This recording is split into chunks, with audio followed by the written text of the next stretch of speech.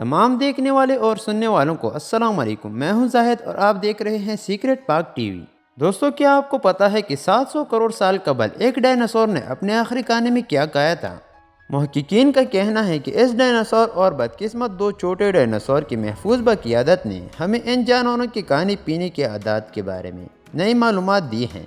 University of कैलिगरी की doctor Darla Zelensky ने कहा कि बहुत ठोस सबूत मौजूद हैं जो साबित करते हैं कि जैसे जैसे डायनासोर बड़े होते हैं इनके खुराक में यकसर तब्दीली आती थी। यह नमूना एक नाबालग गोगोसार्स का है, जिसे बड़े जिस्म वाले टायरेनोसार्स रेक्स की करीबी रिश्तेदार भी कहा जाता है।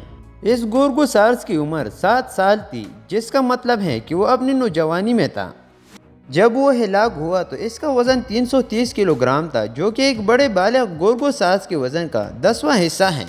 इसकी पसलियों में एक चिड़िया की तरह दो डायनासोर सेंटीपीड्स की टांगें मौजूद हैं।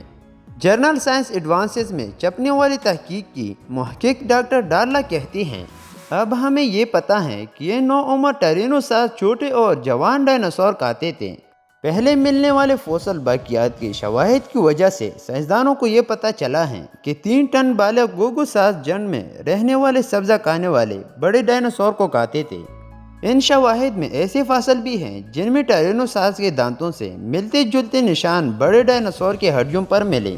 रॉयल टायरल म्यूजियम ऑफ पैलियोंटोलॉजी के डॉक्टर फ्रांकोइस तहरीन ने बीबीसी से बात करते हुए कहा कि ये बालक टायरेनोसार बला इम्तियाज़ खाते थे। इम्कान है कि वो बड़े शिकार पर हमला करते, हड्डियों तक काटते और गोश्त नोच लेते। लेकिन डॉक्टर डार्ला मजीद कहती हैं कि ये छोटे नाबालिग टायरेनोसार सींगों वाले डायनासोर के गोल पर हमला करने के लिए तैयार नहीं थे, जिनमें बालगों का वजन कई हज़ार किलोग्राम था। ये फॉसिल 2009 में कनाडा के एल्बर्टा बेडलैंड्स में मिले थे। ये एक ऐसी जगह है जहां अक्सर डायनासोर के फॉसिल मिलते हैं। ये चट्टान में दबे हुए थे और इसे तैयार होने में कई साल लगे। ये चीज़ वाज़ेह नहीं थी कि इसके अंदर इनके शिकार की हड्डियाँ भी हैं।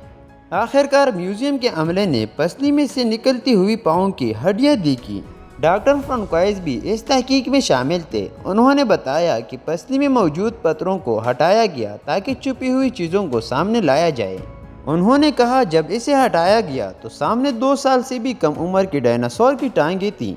डॉक्टर डार्ला कहती हैं कि सिर्फ टांगें मिलने से ये मालूम होता है कि नौउम्र गोगोसार्स को ड्रमस्टिक्स चाहिए थे, शायद इसी वजह से कि ये सबसे ज़्यादा गोश्त वाला हिस्सा होता है। टायरेनोसार्स रेक्स के मुकाबले में गोगोसार्स कदीम हैं और इसका जिस्म उससे थोड़ा छोटा है। डॉक्टर फ्रांकोइस कहते हैं कि जब ये मुकम्मल तौर पर बड़ा हो जाता है तो ये बड़ा और सेहतमंद टायरेनोसार्स बन जाता है। वो बताते हैं कि उम्र के बढ़ने के साथ इनमें तब्दीली आती थी। नाबालिग का जिस्म भारी नहीं होता था और इनकी टांगें लंबी होती थी और दांत ब्लेड की शक्ल के होते थे।